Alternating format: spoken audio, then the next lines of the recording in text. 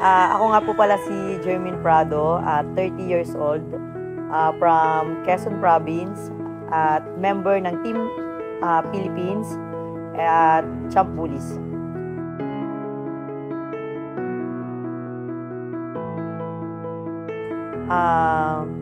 Sa ngayon po, 10 years na po ako sa cycling community.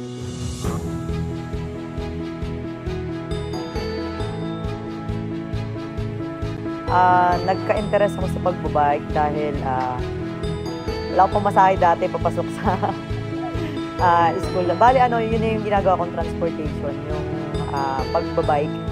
Kasi medyo mahal yung pamasahe way back 2012.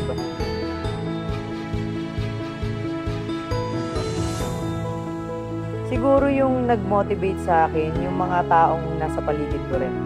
Kasi dati may mga nakakasama rin ako, yung Pagbilao Quezon, Pagbilao Bikers Club.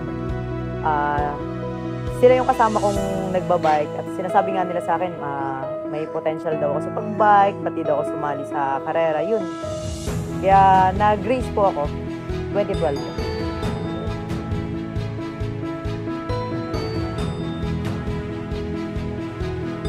Dalawa yung memorable sa akin. Yung unang-una, yung nag-medal ako sa SEA Games.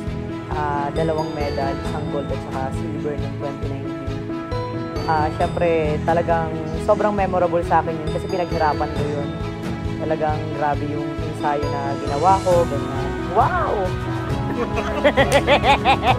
Yung pangalawa ko naman, yung naganap na Tour Matabungkay ngayon 2023, na nakasama ko sila Kim Gunilla at saka Angelica Altamarino. Kasi sobra talagang naging masaya ako dun sa napakita nilang laro.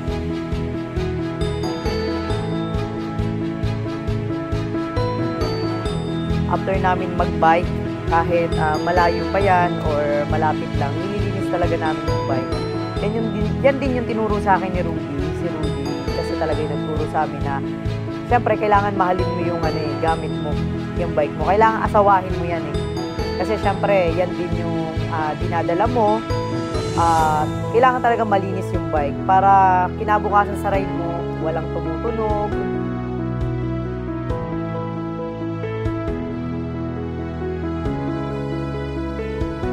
Inaalagaan namin yung sarili namin. Lagi kong pinapaalala sa mga bata na mag-take ng vitamins. Kasi minsan hindi na rin nakukuha sa pagkain yun. Kailangan talaga vitamin C yan. At saka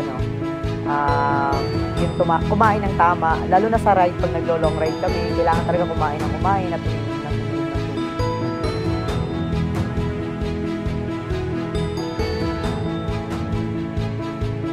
Talagang maganda siya, lalo na nung nag-Baguio kami. Kasi yung sa Baguio, mahaba yung ginagawa namin. Minsan 80 kilometers, 60 na ahon. Talagang hindi ka magka-crash. Tuloy-tuloy lang kami sa pag-ahon namin. Kumbaga, hindi ka nahihinto-hinto.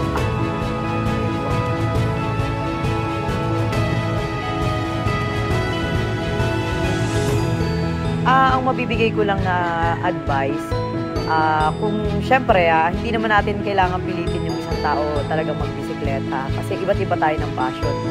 Pero para sa akin, kung talagang nagbabike ka na at may bike ka naman, pinaka-the best talaga yung mag-exercise ka pa rin.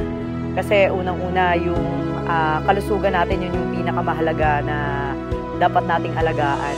Kaya doon po sa parang minsan nawawala ng gana, maghanap po kayo ng motivation.